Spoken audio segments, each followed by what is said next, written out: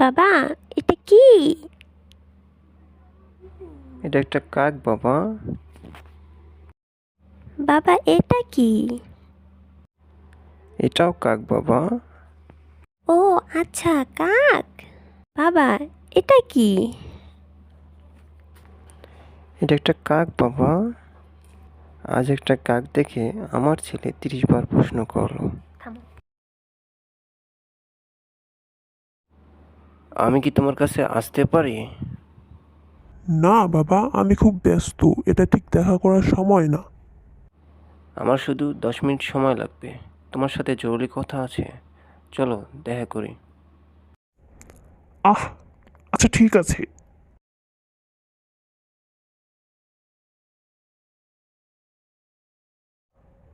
এসব কি বাবা? আপনি কি আমায় বলতে পারেন?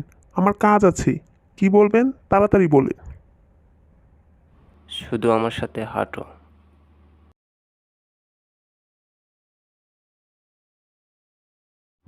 বৎস, ওটা কি?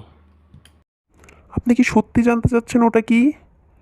বাবা, ওটা একটা কাক। আপনি কি দেখতে পাচ্ছেন না? বৎস, ওটা কি? বাবা, এটা কি একটা খেলা?